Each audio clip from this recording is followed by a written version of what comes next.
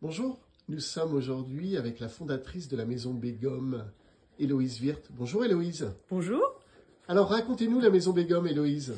Alors la maison Begum. La maison Begum, c'est en fait la suite d'une tradition historique et d'une maison qui s'appelait Delage auparavant et dont on a dû changer le nom. Et donc la maison Begum, c'est un petit atelier en Bretagne qui fabrique des chaussures d'une manière artisanale, avec un grand soin et une grande qualité. Et on a une petite production, pas plus de entre 2005 et 3000 paires par an. On fait des toutes petites séries et c'est un endroit où chaque cliente peut trouver la chaussure de ses rêves. Alors, vous aimez parler de hautes chaussures, racontez-moi. Ben, c'est un peu pour faire un parallèle avec la haute couture, pour dire que vraiment nous on personnalise jusqu'au bout la couleur, les matières, les formes. On peut ajouter des largeurs pour certaines clientes, on peut faire des demi-pointures dépareillées, on peut vraiment tout faire pour que la cliente soit satisfaite. Y compris les cuirs? Y compris les cuirs, puisque on utilise énormément de matière. Tous les cuirs, donc la haute couture, haute chaussure, parce qu'on a un grand travail travail de cuir précieux, l'alligator, l'iguane, le python. On a travaillé l'autruche, on a même travaillé le galucha. On a travaillé aussi le requin. On peut vraiment faire beaucoup de choses. Et puis aussi dans les tissus. C'est-à-dire qu'on fait des choses dans le tissu des robes des clientes ou dans des soieries ou dans des tissus brodés, des velours. Vraiment, des choses à paillettes. On a fait des trucs incroyables dans notre existence. Ça veut dire qu'une cliente peut venir vous voir et vous demander...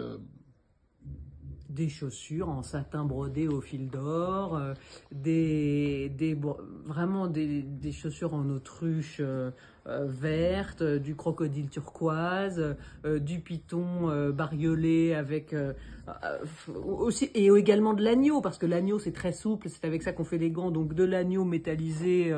Là par exemple il y en a un tout petit peu, mais on peut aussi coudre les coutures avec des coutures au fil d'or ou d'une couleur spéciale.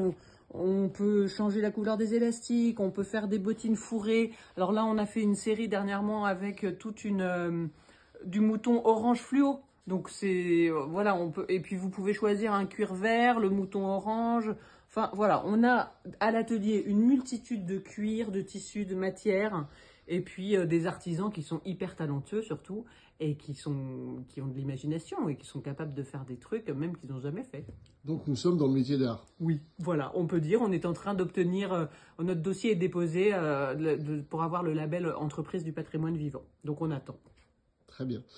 Alors, parlez-nous des clientes peut-être. Alors les clientes, on a deux grands groupes de clientes, nous avons des Parisiennes et des étrangères.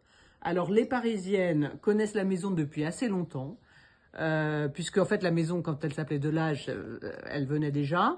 Et donc on en est parfois la deuxième ou troisième génération des jeunes femmes dans la même famille, parce qu'elles savent qu'acheter de la qualité c'est moins cher. Parce que finalement ça dure plus longtemps. Ça c'est le grand truc des familles, de savoir qu'il vaut mieux acheter des trucs chers et en plus petite quantité que plein de choses mal faites qu'on rachète tous les 2 jours. Alors voilà, et sinon, notre autre grand groupe de clientes, ce sont des Américaines, des étrangères. On a eu un moment un corner à New York, mais elles ne veulent plus parce qu'elles disent « Moi, je veux des chaussures, je veux venir à Paris pour mes chaussures. Si vous rouvrez une boutique à New York, nous, on ne viendra plus chez vous parce que la globalisation ras-le-bol. » Donc on a énormément de clients étrangères, on expédie à travers le monde. Là j'ai 2 paquets qui attendent DHL et FedEx. Elles nous envoient des mails, elles nous disent est-ce que vous avez ça dans ma couleur. On a toute leur historique, on sait leur pointure, on leur envoie les mêmes dans 42 autres couleurs. On a des clientes merveilleuses à New York, à Palm Beach, partout. Et voilà, et sinon, passage obligé par Saint-Germain-des-Prés ou le Palais Royal. Ou le Palais Royal, puisque la boutique historique, elle est au Palais Royal, côté Valois. Et c'est une très jolie boutique qu'on a refaite dernièrement et dans laquelle nous recevons aussi beaucoup d'étrangers.